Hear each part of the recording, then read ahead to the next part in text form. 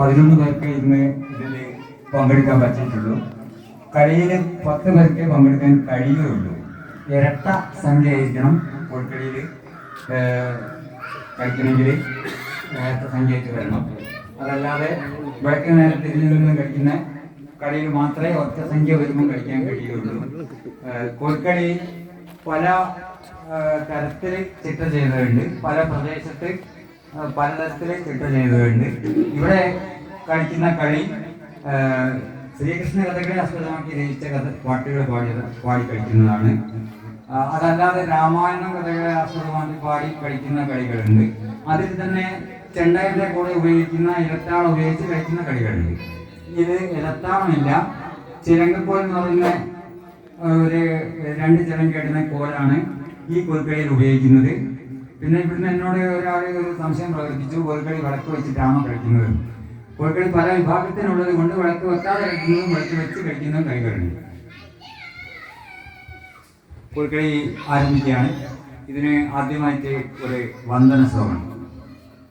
താർമകൾ ഗണവന്നാഥൻ താമരാനയനം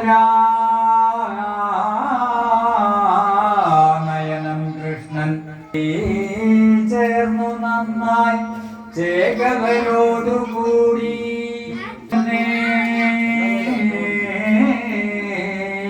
കാലിമേച്ചങ്ങഴകൊടുവാഴും കാലം കോലടി പീഡയ്ക്കായി ബാലനോടെ വമൂജി.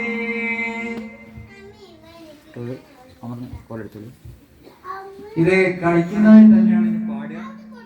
അതുകൊണ്ട് മൈക്ക് ഇനി അങ്ങനെ പാടുന്നതിന് ഉപയോഗിക്കാൻ കഴിയില്ല. മൈക്ക് ഞാൻ പുറത്തേക്ക് വെക്കുകയാണ്. പുറത്തേക്ക് പിക്കപ്പ് ചെയ്താൽ നിങ്ങൾക്ക് കേൾക്കാം, അതല്ല ഇവിടുന്ന് പാടുന്നത് നേരിട്ട് കേൾക്കേണ്ടി വരും.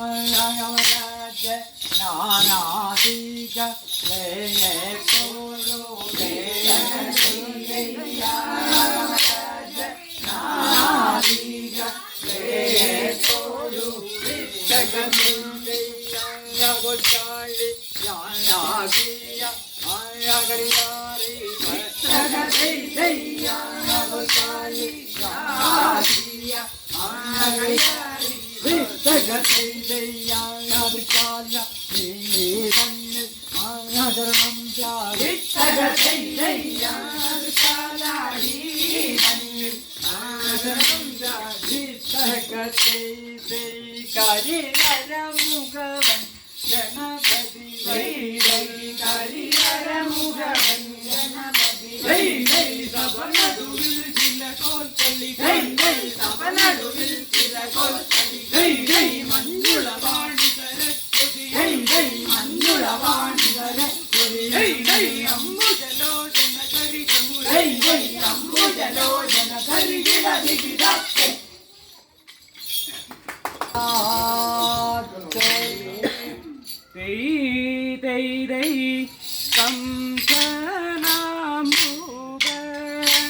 അന്നുടെ മന്ത്രി സഹിതരുമായി